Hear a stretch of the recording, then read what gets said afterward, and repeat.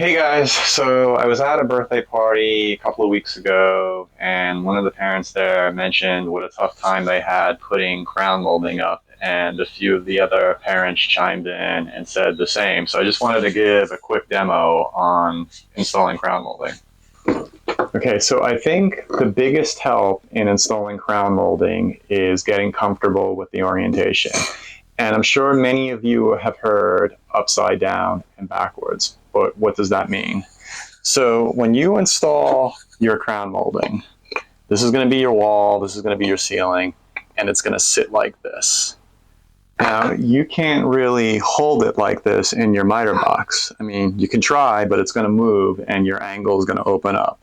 So the way to think about this is the table of your miter box is going to be the ceiling, and the fence is going to be the wall.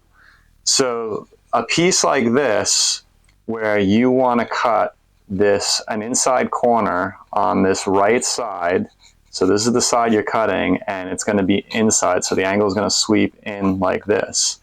So since you can't hold it like this in the miter box, what you're going to do is you're going to turn it upside down, and then you're going to position it on the ceiling and the wall. And remember, this, you're cutting this, so on the wall, installing it in the room, this is the right side, but when you're cutting it on the miter box, it's the left side and it's upside down. So that's where the upside down and backwards comes. Okay, so I made a little demo setup, and I'm going to cut this and install it, and hopefully it should all make sense if you're not following just yet. Okay, so here's my little ceiling mock-up, and in this mock-up I want to cut this piece of crown that's going to sit like so. So I want to cut the right side, this is an inside corner, I want to cut the right side in. So I'll be cutting this side, and the angle is going to be like this. So now when we go over to the miter box, okay, so here's our piece. Remember, we want to cut the right side and we want to cut the angle in. So upside and down and backwards, right? So we're going to flip it so it's upside down, and instead of cutting the right side, we're going to cut it on the left side of the miter box. And the other really important thing to note is when you're sitting it in the miter box, you want it flat against the fence and you want it flat against the table. So you can see these bevels here. They need to sit like this when you cut it. If they're not sitting like that, your angle is going to be off. So just pay attention to that when you set it into the miter box. All right, so we're going to set it in, and it's going to be an inside angle. So we're going to move it in on the 45, which is there.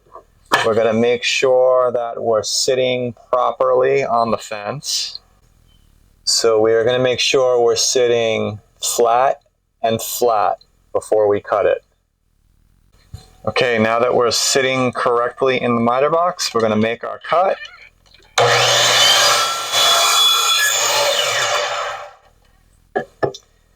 And there you have it. So let's go bring it over to our mock-up.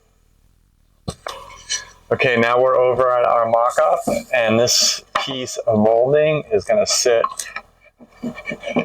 like this.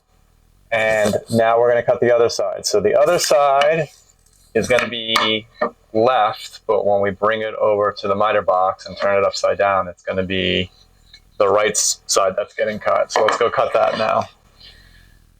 Okay, we're over at our miter saw again. Now this piece, remember, needs to get cut on this side with the angle going in. So we're going to flip it upside down, which means it's going to be the right side and not the left. We're going to sit it properly against the fence and the table. We're going to swing our miter 45 degrees in because it's an inside cut. And then we're going to make our cut.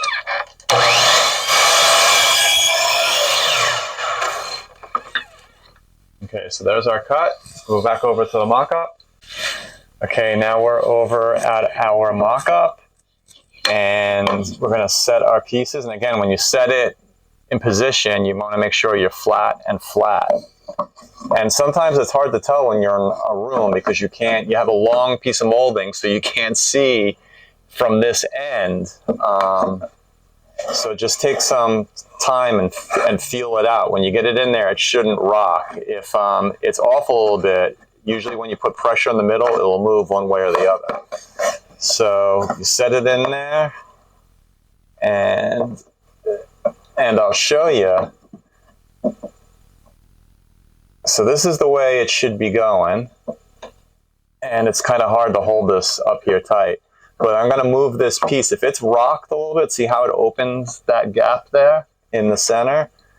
I wish I could get my arm completely out of the way, but there's no way to hold this. But when it's sitting flat, it should be something like that. And if it's rocked on the wall or the ceiling, it's going to open up.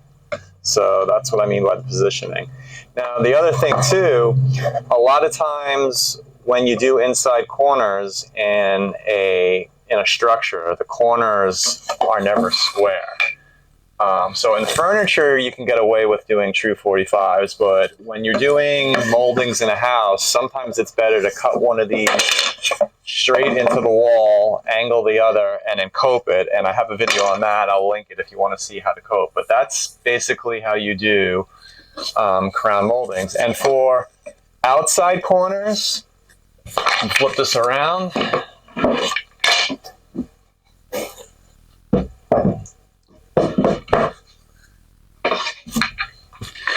For outside, let me zoom out a little bit.